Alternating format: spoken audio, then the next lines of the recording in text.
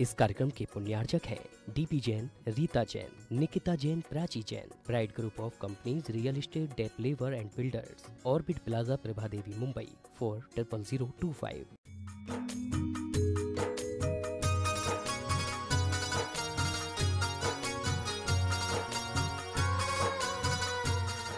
देवादिदेव 1008 श्री भगवान महावीर स्वामी की जय जय जय। अहिंसा परमो धर्म की जय जय जय। परम पूज आचार्य गुरुवर श्री विद्यासागर जी महाराज की जय जय जय। परम पूज्य 108 मुनिवर श्री प्रमाण सागर जी महाराज की जय जय जय। परम पूज्य 108 मुनिवर श्री हरि सागर जी महाराज की जय जय जय। नमोस्तु गुरुदेव। मनुष्य के जीवन में अनेक लोगों का संग होता है।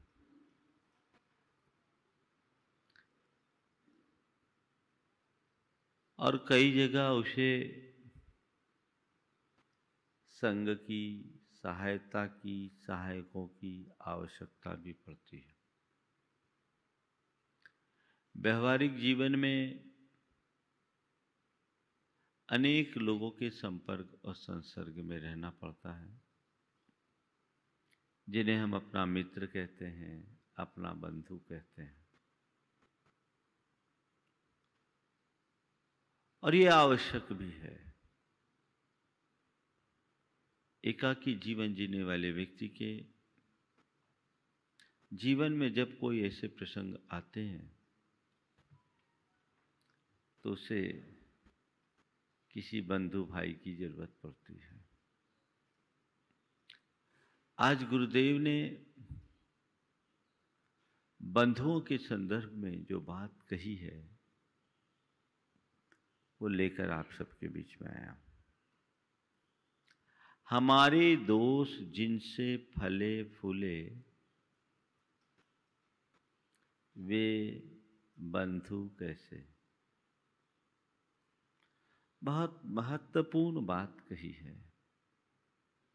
हमारे दोस्त जिनसे फले फूले वे बंधु कैसे। आज लोग बंधु बांधवों को बढ़ाना चाहते हैं, रिलेशनशिप बढ़ाना चाहते हैं, बढ़ाते हैं और बहुतों से रिलेशन बनाते भी हैं। लेकिन किसे हम अपना बंधु कहें, बहुत महत्वपूर्ण है। और ये बात सही है कि जो स्थान एक बंधु ले सकता है वो कोई नहीं ले सकता। हमारे कई प्रकार के बंधु होते हैं। एक वो जिनसे हमारा रक्त संबंध होता है, भाई बंधु है, वो परिवारजन है, वो पारिवारिक बंधु है। जन्म से वो हमारे बंधु कहलाते हैं। हो ये कोई जरूरी नहीं, उसकी चर्चा तो अभी बाद में करूंगा। दूसरा बंधु वो होता है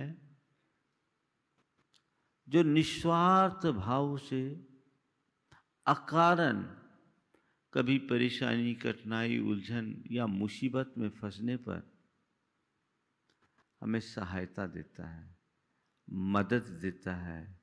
वो हमारा सहज बंधु बन जाता है। उसका अपना कोई स्वार्थ नहीं, किसी की कोई पहचान नहीं, कुछ संपर्क नहीं, फिर भी विपत की घड़ी में उसने हमारा साथ दिया और ऐसा रिलेशन बन गया जो अपनों से भी अच्छा हो। तीसरा बंधु है हमारा आध्यात्मिक बंधु, जो हमारा हित चाहते हुए हमें दोषों और बुराइयों से बचाता है, तरह तरह से प्रेरणा दे देकर किसी भी तरीके से हमें हमारे रास्ते पे लगाता है। वो आध्यात्मिक बंधु है। और चौथे हैं दीन बंधु, करुणा निधान प्रभु। सबके प्रति जिनकी वत्सलता है, तो बंधु मिलना बड़ा दुर्लभ। बंधु मिलना बड़ा दुर्लभ, बहुत कठिन। सब कुछ मिल सकता है, बंधु नहीं। हेनरी फोर्ड से जब उनके जीवन के अंतिम दिनों में लोगों ने पूछा कि आपने इतना धन संपत्ति कमाया, आप अपने जीवन के अंतिम क्षणों में कोई अनुभव बताना चाहेंगे? तो उसने कहा कि मैं यही सोच रहा हूँ कि अपना जितना श्रम, समय और शक्ति मैंने पैसे कमाने में लगाया, यदि अच्छे मित्र बनाने में लगाया होता तो आज मेरी स्थिति कुछ बेहतर होती। महत्वपूर्ण भूमिका है बंधुओं की। एक अच्छा बंधु बहुत दुर्लभ। मित्र मिल जाएंगे, दोस्त मिल जाएंगे, कहलाने वाले बंधु बहुत मिल जाएंगे, लेकिन अच्छा बंधु बहुत मुश्किल है। किसको कहेंगे हम अच्छा बंधु? 4 बातें। जो विपत्ति में साथ दे, सबसे पहला लक्षण।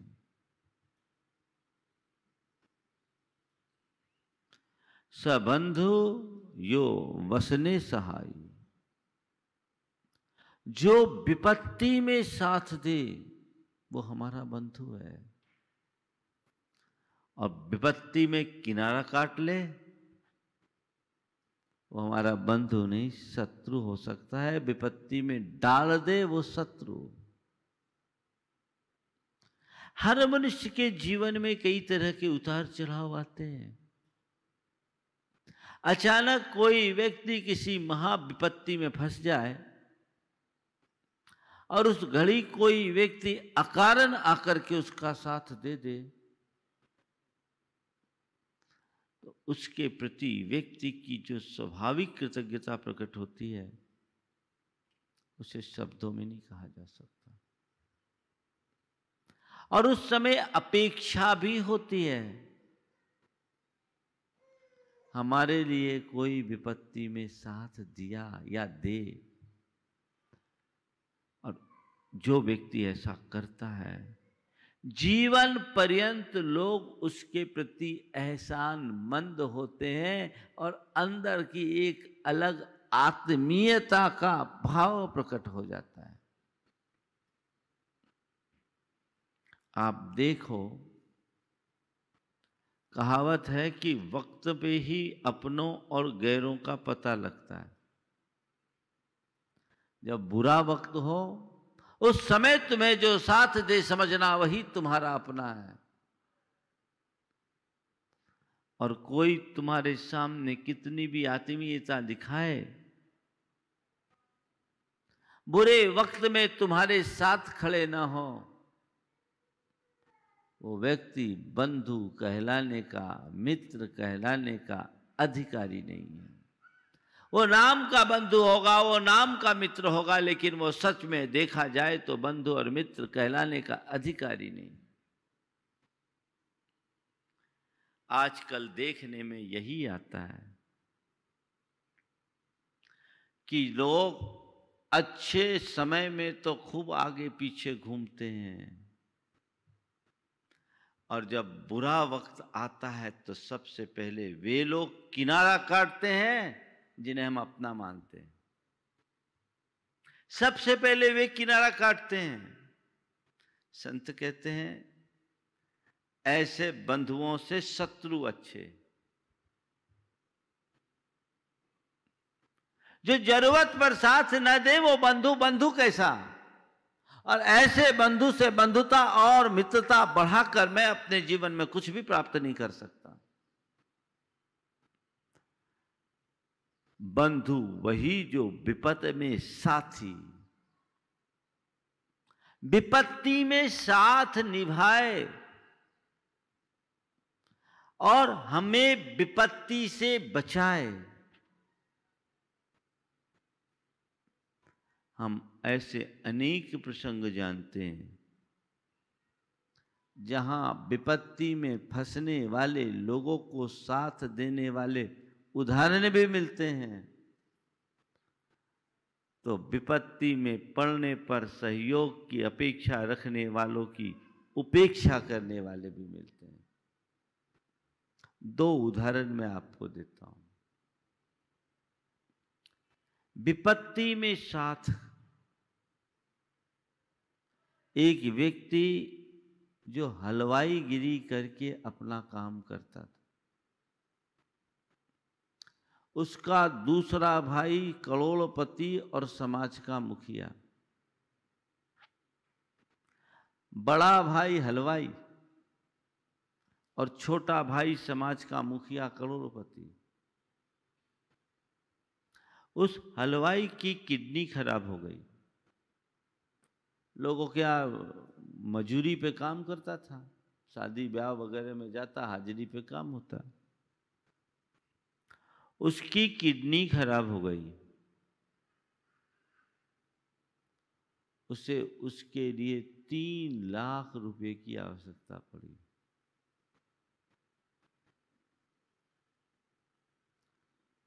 स्वाभिमानी था, किसी से मांगना नहीं चाहता था। विपत्ति की घड़ी थी। छोटे भाई को पता चला, लोगों ने कहा कि भाई तुम इसको सहयोग कर दो, उसकी धर्मपत्नी किडनी देने को तैयार है और किडनी मैच भी हो रही है। 3 लाख रुपए अगर दे दोगे तो उसका जीवन बच जाएगा। छोटे भाई ने पैसे देने से साफ इनकार कर दिया। बोला मेरे पास पैसा नहीं है, मैं उसको नहीं दे सकता। इनकार कर दिया। ये सूचना उस नगर में रहने वाली एक विधवा महिला को मिली। उसे पता लगा कि हमारे साधर्मी बंधु के ऊपर आपत्ति है और वो इसका निर्वहन करने में समर्थ नहीं है। उसे 3 लाख रुपए की जरूरत है।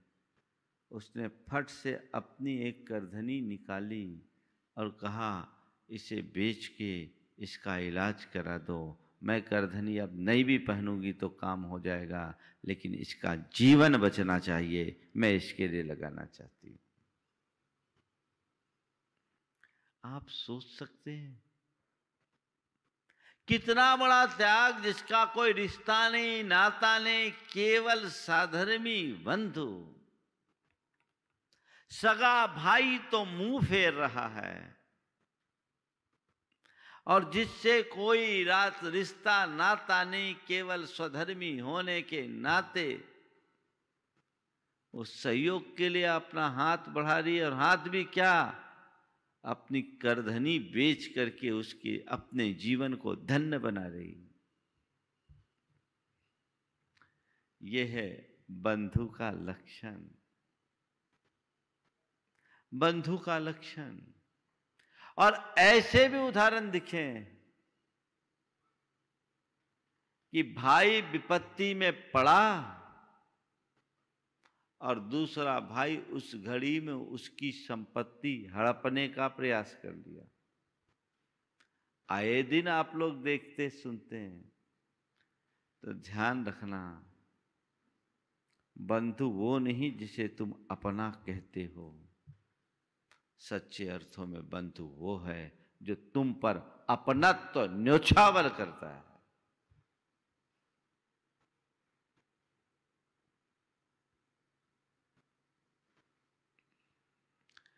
नीतिकारों ने लिखा है,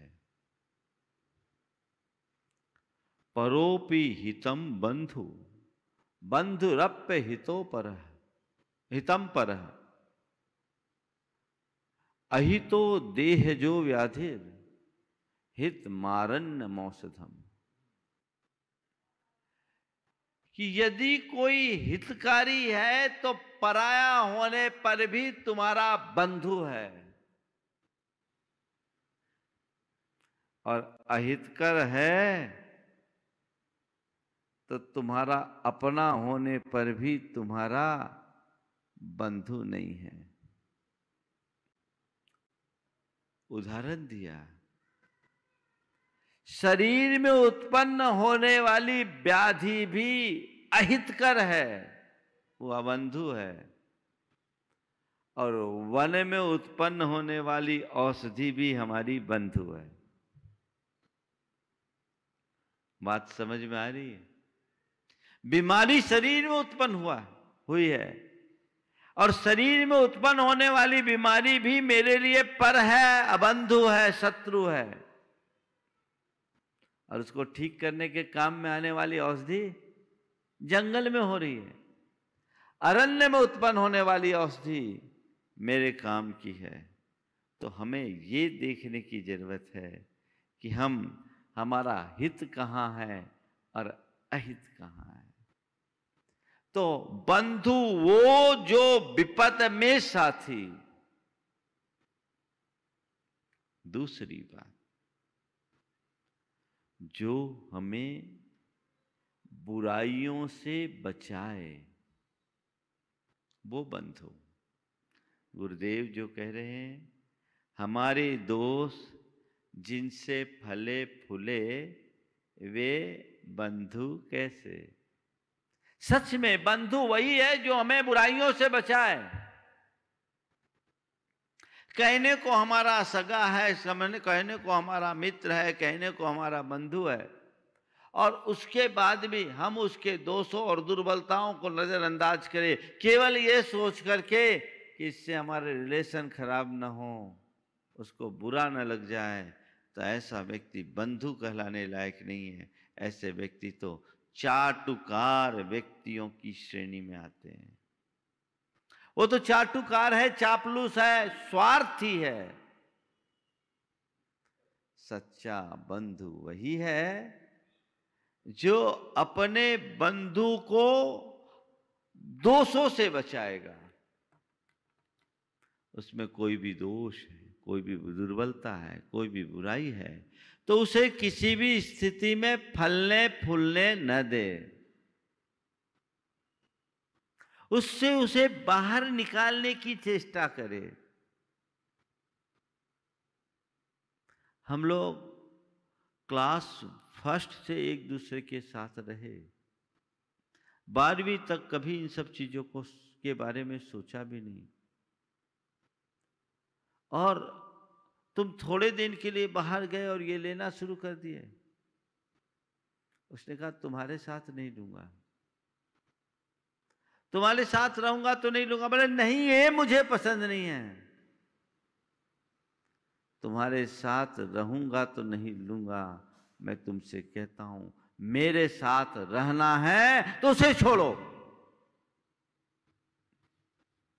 मेरे साथ रहना है तो उसे छोड़ो। मुझे इस बात का बहुत दुख है कि हमारे इतने सालों की मित्रता एक तरफ रह गई, और 4-5 सालों में तुम्हारे जो दोस्त यार आए, उसके साथ तुम इस गलत रास्ते को अंगीकार कर लिए। तुम्हें सोचना चाहिए, या तो तुम शराब छोड़ो या मेरी दोस्ती छोड़ो। मैं दोस्ती को बनाए रखना चाहता हूं, बस तुमसे निवेदन करता हूं कि तुम शराब छोड़ दो, और तय करो दोस्ती को रखना चाहते हो या शराब को। साथ में उसे मोटिवेशन दिया, कहा कि सोचो जीवन कितना मूल्यवान है, हम किस संस्कार में जन्मे पले बढ़े हैं, हमारी परंपरा क्या है, हमारे विश्वास क्या है, और इस तरह की आदतों का शिकार होने वाले व्यक्ति की दशा क्या होती है, कैसी दुर्दशा होती है। उसने बड़े मार्मिक ढंग से उसे समझाया। उसने कहा मुझे 1 दिन का समय दो। उसने कहा मैं तुम्हें 2 दिन का वक्त देता हूं, तुम सोच लो, लेकिन एक बात मान करके चलना, मैं तुम्हारा असली मित्र हूं, और मैं नहीं चाहूंगा कि तुम में कोई दुर्व्यसन पले। तुम्हें इसे तो छोड़ना ही होगा। 2 दिन बाद वो आया, उसके अंदर घोर उथल पुथल थी। उसने कहा भाई तुम्हारे एक एक शब्द मेरे कान में गूंजते रहे। तुमने मुझे सही मार्गदर्शन दिया। आज के बाद मैं कभी शराब नहीं पीऊँगा और न केवल शराब छोड़ता हूँ, ऐसे लोगों का साथ भी छोड़ता हूँ जिसने मेरे जीवन को खराब किया। ये एक अच्छे बंधु की पहचान। आजकल ज़्यादातर लोग क्या करते हैं, अरे भाई वो उसका पर्सनल मैटर है, हम क्यों बोलें। ये उचित नहीं। दोषों और बुराइयों से बचाने का आखिरी क्षण तक प्रयास करना चाहिए। उसे बुरा लग जाए इसकी चिंता आपको है, उसका जीवन बुरा बने इसकी चिंता क्यों नहीं। बुरा बनता है तो बुरा बनने दो, लेकिन उसको बुरा लगना नहीं चाहिए। क्या ये स्वार्थी सोच नहीं है?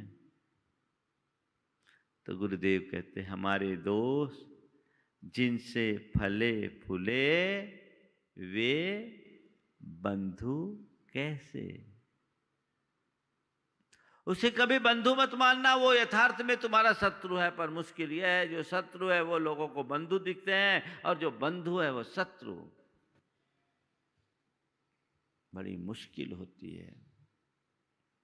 एक युवक इंजीनियरिंग की पढ़ाई में गया, वहां जैसे गया संगति बिगड़ी, उससे ड्रग्स लेने की आदत हो गई, एडिक्शन हो गया। माँ बाप उसे समझाए, उसके ऊपर कोई असर नहीं। जो भी उसे समझाए वो उसे दुश्मन लगने लगे, और जिनके साथ इस तरह की अय्याशी वो करता था वो उसे मित्र लगने लगे। थोड़े दिन तो सब चला, जब पैसे थे तब तक सब कुछ हुआ। माता पिता हार करके उसे घर से बाहर कर दिए। जब सब कुछ खत्म हो गया तब उसे समझ में आया कि मैं कहाँ चौपाल पर खड़ा हो गया। काश अपने माँ बाप की, अपने हित चिंतकों की बात में मानता होता तो मेरा बिगाड़ नहीं होता। लेकिन वो गंभीर बीमारियों का शिकार हो गया, ठीक भी नहीं हो पा रहा था, और उसे जब पढ़ाई उसकी छूट गई, डिप्रेशन का शिकार हो गया, सुसाइड करके मर गया। सुसाइड करके मर गया। मैं सभी से कहना चाहता हूं, खासकर युवाओं से, दोस्ती के नाम पर तुम जिनके साथ उठते बैठते हो उन पर तभी तक भरोसा करना, और उनसे अपना स्नेह संबंध तभी तक बना के रखना जब तक वो स्वयं और तुम्हें बुराइयों से बचा के रखे। जो खुद बुराइयों में फंसे रहते हैं और बुराइयों के लिए प्रेरित करते हैं, वो मित्र नहीं शत्रु है।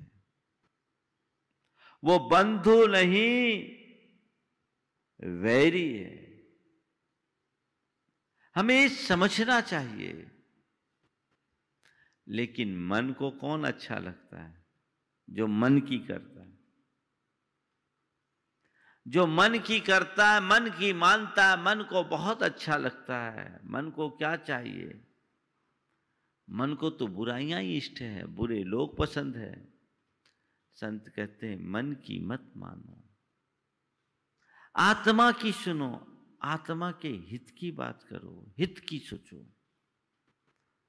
तो जो तुम्हारे विपत्ति में साथ दे वो बंधु, जो तुम्हें बुराइयों से बचाए वो बंधु,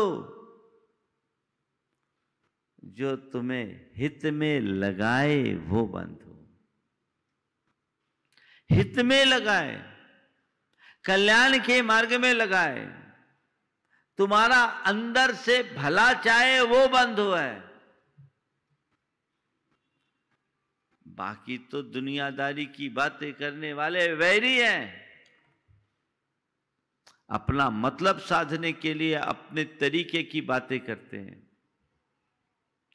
लेकिन हित में लगाए असली बंधु वही है जो अच्छी प्रेरणा दे, अच्छा रास्ता दिखाए, हमेशा हित की बात करे और हित में लगाए। वो बंधु, उसकी पहचान करो। हमारे यहां एक शब्द आता है कल्याण मित्र।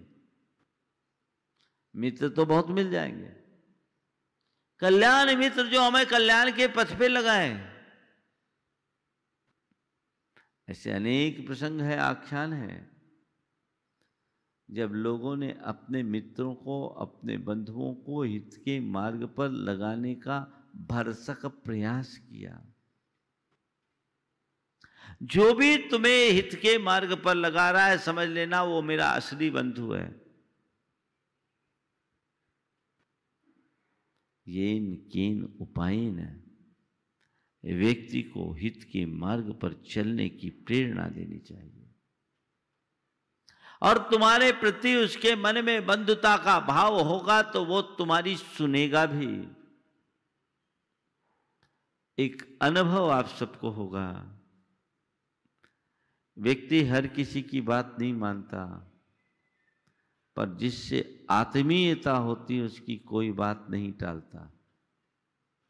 होता है ना, घर परिवार में जब किसी को कोई काम विशेष कराना होता है किसी व्यक्ति विशेष से, तो उसको कहा जाता है उसको उसी को भेजो जिससे उसकी पटती है।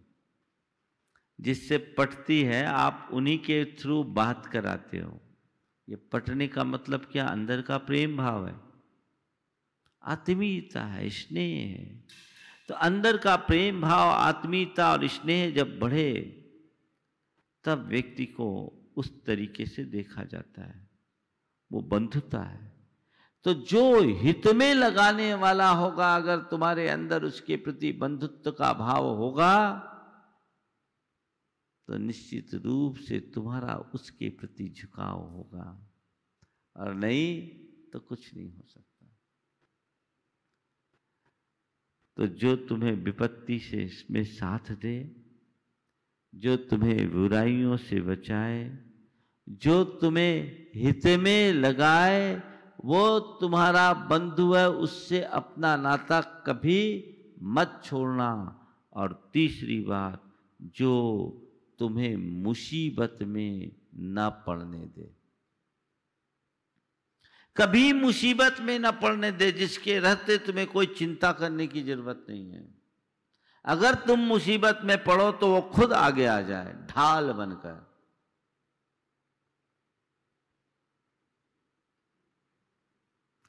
सज्जन ऐसा चाहिए जैसे ढाल की होए, दुख में खुद आगे रहे, सुख में पीछे होए। ढाल क्या होता है? जब सामने शत्रु है तो ढाल आगे, और जब सामने शत्रु नहीं है तो ढाल पीठ पे। तो ऐसा बंधु जो तुम्हें परेशानी में फंसा दिखे, देखे, खुद उस परेशानी को मोलने के लिए तैयार हो जाए, बहुत दुर्लभ है। कुरल काव्य में कहा, बंधु सही होना चाहिए और उसी को अपना बंधु बनाओ जिसमें बंधुत्व के गुण हो, नहीं तो बैरी अच्छे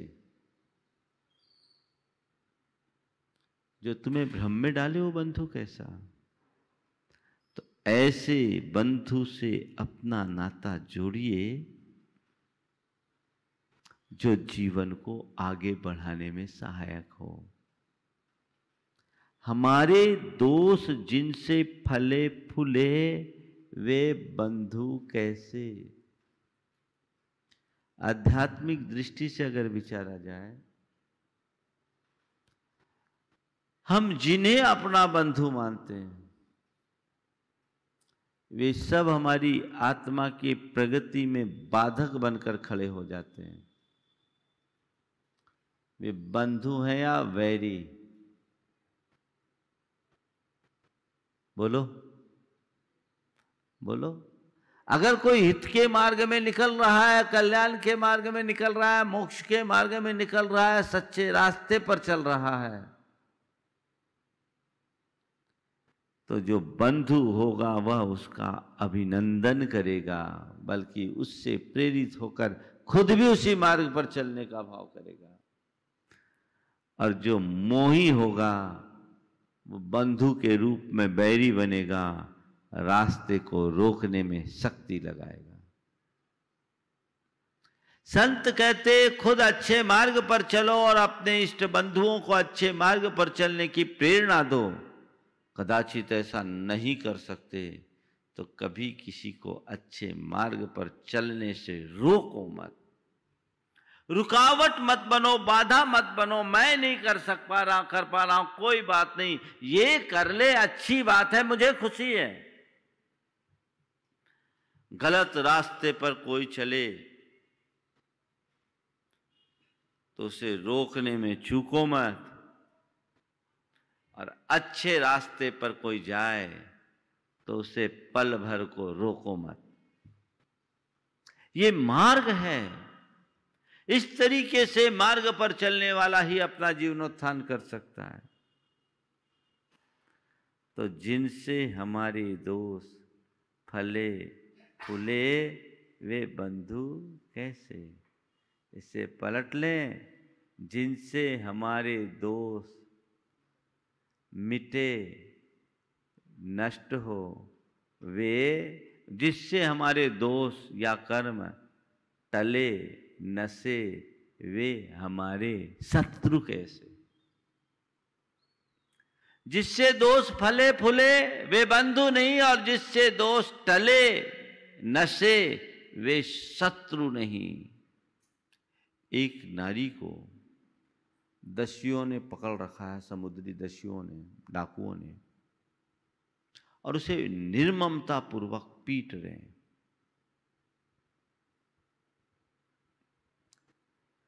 जब राजा की नजर वहां पड़ी तो उसके कानों में एक ही बात सुनाई पड़ी, मैं एक भारतीय नारी हूं, अपने पति के लिए ही समर्पित हूं। तुम लोग मुझसे जो चाहते हो वो कतई नहीं हो सकता। मैं अपना प्राण न्यौछावर कर सकती हूं, पर तुम मुझसे अपनी हवस की पूर्ति नहीं कर सकते। राजा पहुंचा। राजा को देखते ही वे सारे दस्यु भाग खड़े हुए। उसके बाद उस नारी के पास खड़े होकर राजा ने कहा कि मैंने तुम्हारे वचनों से ये जान लिया कि तुम कौन हो।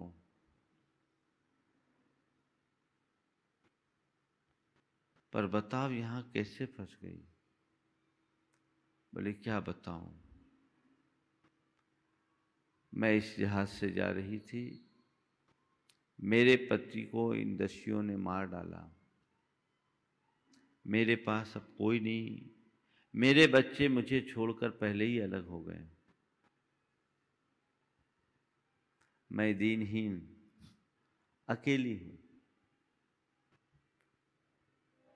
आप जो उचित समझे सो करें, मुझे एक अच्छे बंधु की आवश्यकता है जिनके सहारे मैं अपना जीवन आगे बढ़ा सकूं। राजा ने कहा ठीक है, स्वराज्य चले, उसके बाद आगे की बात करेंगे। जैसे ही राजा बंदरगाह में पहुंचा, पूरा राज परिवार, रानियां, मंत्री, सेनापति और दरबारीगण राजा के स्वागत में आ खड़े हुए। राजा ने उन सबको दिखाते हुए उस स्त्री से कहा, देखो ये जितने लोग खड़े हैं, इनमें से तुम जिसे चाहो अपने पति या पुत्र के रूप में चुन सकती हो। इनमें से तुम जिन्हें चाहो अपने पति या पुत्र के रूप में चुन सकती हो, और मैं तुम्हें जीवन पर्यंत आश्रय दूंगा। उस नारी ने कहा, मुझे पति की कोई आवश्यकता नहीं। वो पति जो मुझे बचा न सका, मुझे इस लायक नहीं बना पाया कि मैं दस्युओं से लड़ पाऊं, और वो पति चल बसा। मुझे अब किसी पति की जरूरत नहीं। रही बात पुत्रों की, जो पुत्र मुझे जीवन में पहले ही छोड़ के चले गए, जिनके पीछे मैंने अपने जीवन का सारा रस निचोड़ कर पिलाया, जिन्हें पाल पोस करके बड़ा किया, पढ़ाया लिखाया, योग्य बनाया, पैरों पर खड़ा कर दिया, वो भी मेरा साथ छोड़ के चले गए। तो राजन, न तो मुझे कोई पति चाहिए, न ही कोई पुत्र चाहिए। मुझे तो केवल एक ऐसा बंधु चाहिए जो मेरे सिर की सुरक्षा में सहायक बन सके और मेरे जीवन का परित्राण कर सके। यदि आप चाहें तो मुझे कोई एक बंधु के रूप में सहायी बन सकते हैं। राजा ने सबकी तरफ देखा, पर उसमें एक भी व्यक्ति ऐसा नहीं दिखा जो उसका बंधु बन करके रह सके। राजा ने सबको देख लेने के उपरांत उस स्त्री के पास आकर कहा, बहन, तुझे बंधु चाहिए। इस राज्य में कोई नहीं दिखता जिससे मैं तेरा बंधु बना सकूं, लेकिन आज से मैं तेरा बंधु बनता हूं और तुम मेरी बहन हो। इस राज्य में आनंद से रहोगे और अपने शील सदाचार की रक्षा करते हुए अपने जीवन का निर्वाह करोगे। मैं तुम्हारा बंधु हूं। ये अकारण बंधु बन गया और वह स्त्री उनके प्रति कृतज्ञता से देखती रह गई। ये बंधुपने का सच्चा स्वरूप है, उत्कृष्ट उदाहरण है। हमें ऐसे बंधुत्व के भाव को बढ़ाना चाहिए। लोग आज निकटता बढ़ाते हैं अपने स्वार्थ की पूर्ति के लिए। वो व्यापार धंधे के लिए तो ठीक है, पर परमार्थ की दृष्टि से कतई उचित नहीं। दुनियादारी के लिए तुम किसी से अपना उल्लू सीधा करो, बात चलेगी, लेकिन परमार्थ के क्षेत्र में ऐसा करने वाले लोग कभी चल नहीं सकते। हम अपने जीवन को सही रास्ते पर ले करके चलने की कोशिश करें तो जिनसे हमारे दोस्त जिनसे फले फूले वे बंधु कैसे, ये एक सूत्र है। जिससे तुम्हारे चरित्र का हनन हो वो बंधु नहीं शत्रु है। जिससे तुम्हारे जीवन का पतन हो वो बंधु नहीं शत्रु है। जिससे तुम्हारी आत्मा का अहित हो वो बंधु नहीं शत्रु है। और जिससे तुम मुसीबत में फंसो वो बंधु नहीं शत्रु है। इतनी बात समझ करके चलो और सच्चे बंधु और मित्र का आश्रय लेकर अपने जीवन को आगे बढ़ाओ, तभी हमारे जीवन की सफलता होगी। आज के सत्र को यहीं पर विराम देंगे। जय बोलो चिंतामणि श्री पार्श्वनाथ भगवान की। देवादिदेव 1008 श्री भगवान महावीर स्वामी की जय जय जय। अहिंसा परमो धर्म की जय जय जय। पूज आचार्य गुरुवर श्री विद्यासागर जी महाराज की जय। परम पूज्य 108 मुनिवर श्री प्रमाण सागर जी महाराज की। परम पूज्य मुनिवर रह सागर जी महाराज की। नमोस्तु गुरुदेव, नमोस्तु। खाली टीन में हम थोड़ा भी आघात करें तो बहुत जोरदार आवाज होती है, और भरे टीन पर कितना भी प्रहार करे वहां ज्यादा शोर नहीं होता। सबका अनुभव है, पोली धरा पर हमारे पदाघात का शोर होता है, पर ठोस धरती पर कुछ पता ही नहीं चलता।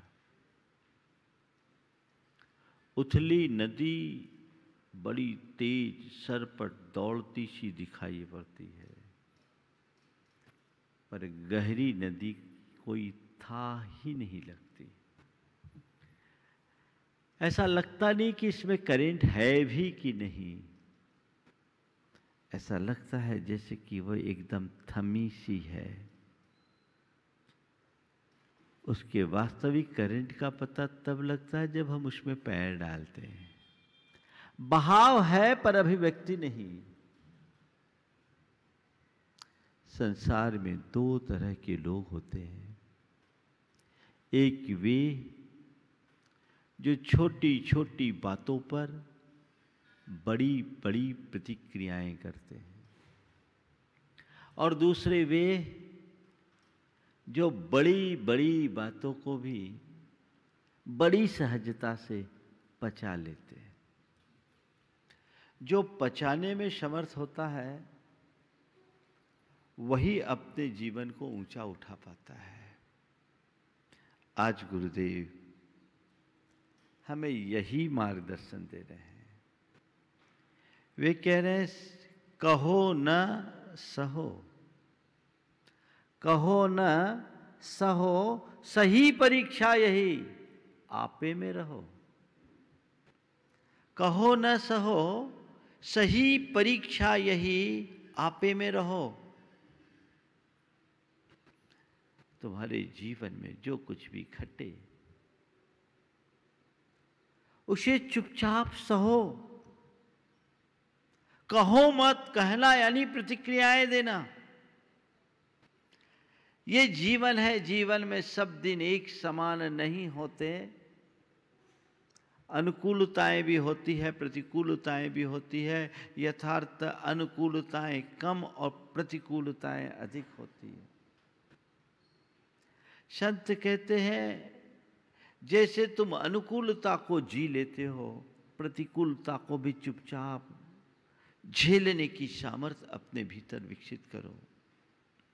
तुम जितना सहन करोगे उतना समर्थ बनोगे। जो जितना सहनशील होता है वो उतना समर्थ बनता है। पेड़ धूप, सर्दी और बरसात की बाधाओं को झेलता है, तब उसमें फूल और फल लगते हैं। वो हमें छाया देने में समर्थ होता है। जीवन में आगत कष्टों का समता से स्वागत होना चाहिए। जीवन में आगत कष्टों का समता से स्वागत होना चाहिए, और जो इसमें समर्थ होते हैं वे ही अपने जीवन को कोई अर्थ दे पाते हैं। हमारे जीवन में कई तरह के कष्ट आते हैं। शारीरिक कष्ट, भौतिक कष्ट और मानसिक कष्ट उनमें प्रमुख है। अगर तुम्हारे शरीर में कोई वेदना है, कोहराम मचाने से क्या होगा? उसको सहो।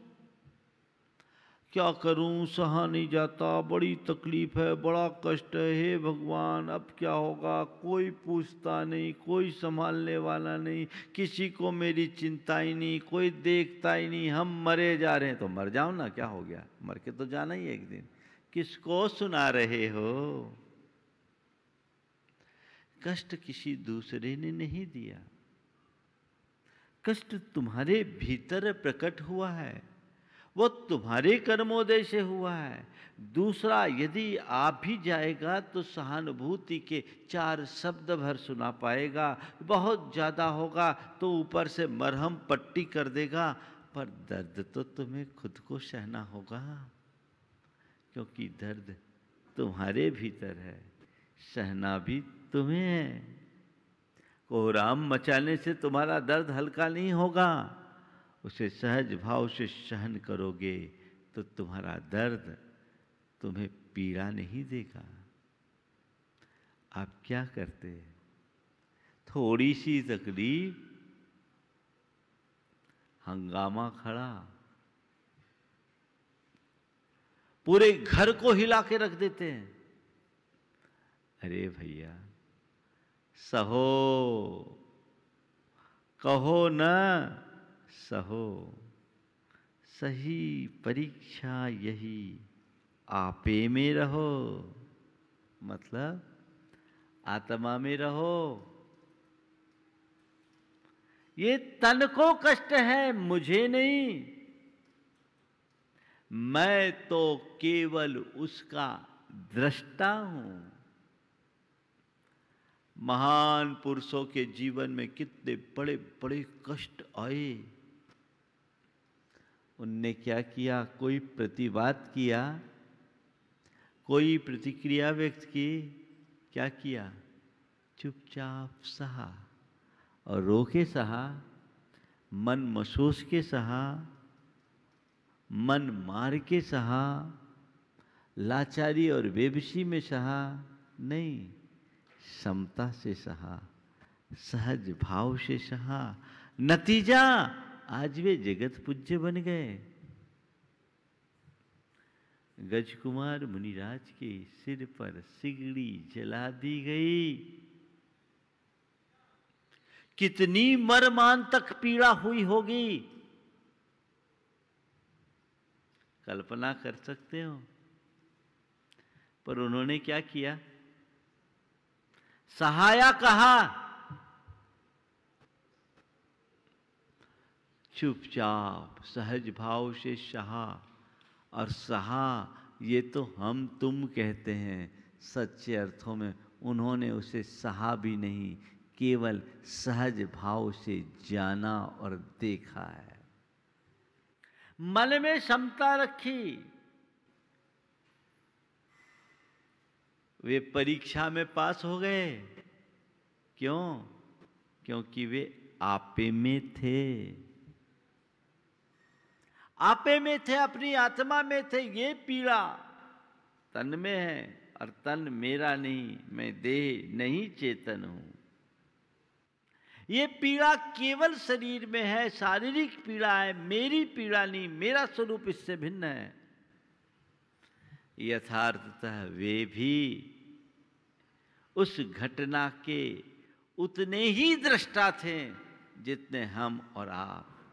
जो आपे में होगा उसका बाहर का कनेक्शन अपने आप छूट जाता है, व्यक्ति के जीवन की दृष्टि बदल जाती है। वो सबके बीच रहते हुए भी उसका अनुभव नहीं करता, उन्हें कोई फर्क नहीं पड़ा।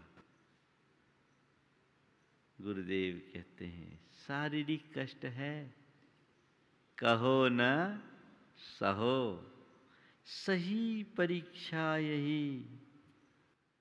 ये तुम्हारी परीक्षा की घड़ी है कि तुमने आत्मा के स्वरूप को आखिर कितना जाना, कैसा भेद विज्ञान है तुम्हारे भीतर, उसको पहचानो और आपे में रहो। मैं देहातीत शुद्ध चैतन्य आत्मा हूं। वेदना घट रही है, पर ये वेदना शरीर में है, मुझ में नहीं। ये वेदना शरीर में है, मुझ में नहीं। मैं तो केवल जानने और देखने वाला हूं। सुकुमार मुनिराज को शालिनी 3 दिन तक चूट चूट कर खाती रही। पर उन्होंने क्या किया? रोया गाया, कोई प्रतिवाद किया, किसी से गुहार की, क्या किया? चुपचाप सहन किया। वे उसके दृष्टा बने रहे। ठीक, ये तन को खा रही है और मैं उसे देख रहा हूं क्योंकि मैं दृष्टा हूं। ये तन मैं नहीं और ये तन मेरा नहीं, आपे में थे। तो कहो न सहो, आपे में सही परीक्षा यही, आपे में रहो। अगर तुम्हारे ऊपर कोई शारीरिक कष्ट आता है तो विचलित मत हो, उसे अपनी परीक्षा की घड़ी मानो और उस घड़ी में अपनी आत्मा का चिंतन करो। देखो तुम्हारी पीड़ा कैसे दूर होती है, पल में दूर हो जाएगी। फिर उस पीड़ा को दूर करने के लिए कुछ करने की जरूरत नहीं पड़ेगी। आज तुम्हारे सिर पर न तो कोई सिगड़ी रख रहा है और न ही सुकुमार मुनिराज की तरह कोई श्यालनी तुम्हें खाने आ रही है। तो श्यालनी दिखते ही नहीं, आदमी इतना होशियार हो गया। लेकिन यत् किंचित रोग विपत्ति जन्य कोई कष्ट तुम्हारे शरीर में है तो सहो, कहो न सहो, सही परीक्षा यही, आपे में रहो। मेरे संपर्क में एक व्यक्ति, बड़े स्वाध्यायशील गुरु भक्त, कार से एक्सीडेंट हुआ, 22 फ्रैक्चर हुए। कई दिनों तक वो बेड पर रहे, उनकी सारी क्रियाएं बेड पर रही, लेकिन उस व्यक्ति ने कभी उफ नहीं किया। बहुत गंभीर रूप से घायल थे। मेरा उनके घर आहार हुआ। लोगों ने कहा महाराज जी बेड पर हैं, आप आशीर्वाद दे दीजिए। मैं जब उनके पास गया, गनीमत ये थी कि सिर पूरा ठीक था, पैर में, कमर में, रीढ़ में फ्रैक्चर्स थे, हाथ में भी फ्रैक्चर था। जब मैं उनके पास गया,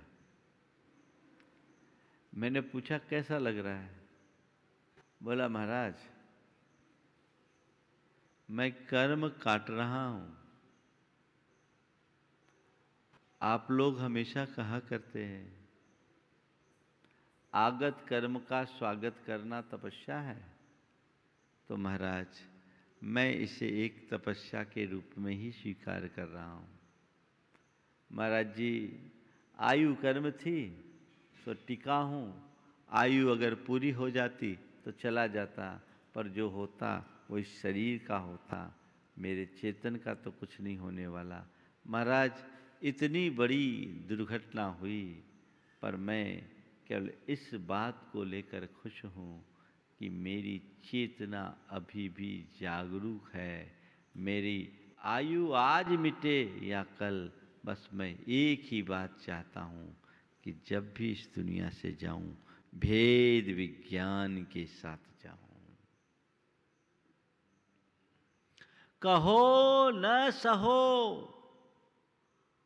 आपे सही परीक्षा यही, आपे में रहो, आत्मा में रहो। बहुत गहरा संदेश है इसमें। इस एक सूत्र को आत्मसात कर लो, पूरा रास्ता प्रशस्त हो जाएगा। और दूसरी बात ये बताओ, कह करके हल्ला मचाने से, चीखने चिल्लाने से, कोहराम मचाने से क्या तुम्हारी वेदना शांत होगी? पीड़ा दूर होगी? उपचार कराओ, चिकित्सा लो, वो अपनी जगह है, पर वो सारी चिकित्सा तो तन की है। सबसे पहले अपने मन का उपचार करो, भेद विज्ञान के द्वारा आपे में रहो। कहो न सहो, आप सही परीक्षा यही, आपे में रहो। इस कार्यक्रम के पुण्यार्जक थे DP Jain, Rita Jain, Nikita Jain, Prachi Jain. Pride Group of Companies, real estate, developer and builders, Orbit plaza, Prabhadevi, Mumbai 400025।